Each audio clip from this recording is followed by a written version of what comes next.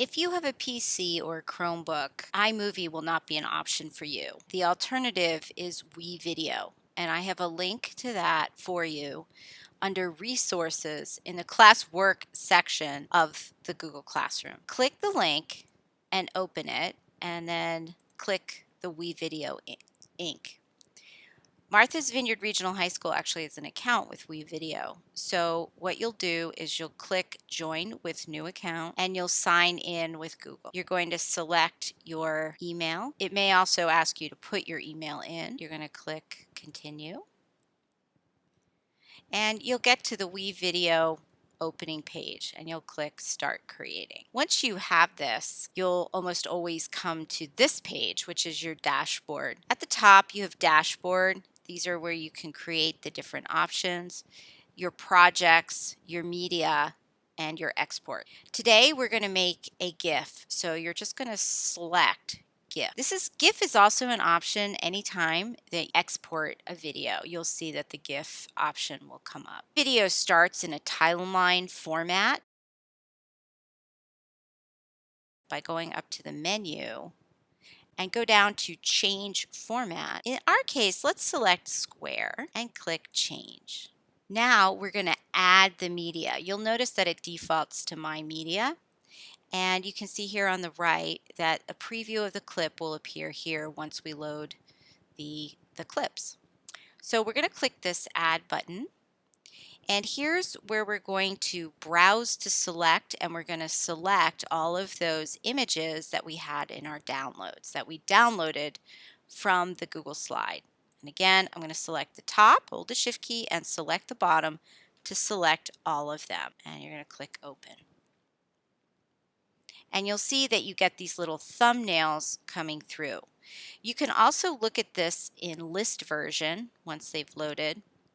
You can see it in list version by clicking this side, and you'll see that here it goes from 1 all the way down to 13, and our first one is down here at the bottom. So once you have all your images in here, so I could just use thumbnail view. All right, we're going to have to remember that this slide is out of order. What I can do is I can select the whole group of slides here by just clicking and dragging a box around it and dragging it into the timeline. When I do this, the option window is going to come up. And here I can set the length of seconds each frame is going to show. I'm going to uncheck the apply and Ken Burns effect to all photos because I don't want this. I'm going to set the seconds to 0.2 and I'm going to click Done. Now you'll see here that things look really close together. I can change this view by just going down to the slider and making that view a little bit bigger. So now if I click my space bar on my keyboard, this will play my animation for me. I think I have to move one of these slides because this slide and this slide are the same. So I'm going to select this and I'm going to move it back here to the back. I need to close the gap here. Select all of these, right click and say close gaps. So now if I bring the playhead over and I click the space bar, it should give me the movie. Okay, so actually it's super easy to do this. Now I need to finish it. So I'm going to go to the Finish button.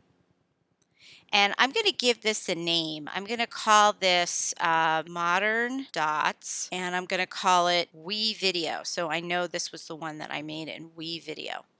I'm going to click Set. And here's where I can affect the output. Here's where you can set something as a GIF, or you can set it as a video. Now, obviously, we want a GIF. I could make this a small GIF. If I click that, you can see that my space would be 360 pixels by 360 pixels, or I can do 400. Maybe I'll try medium. Because this is a small file anyway, this may end up working all right. But if it seems blurry, you could always come back and do it as small.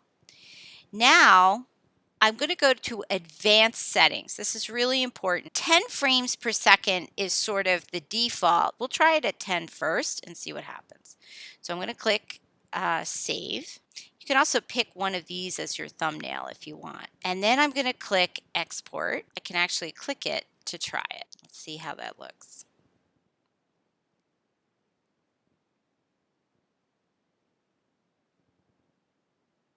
So that works okay. I can save this now. I can upload it to the Google Classroom, and I'm going to choose the class, which is animation, and I'm going to choose the assignment. And that's how you make a GIF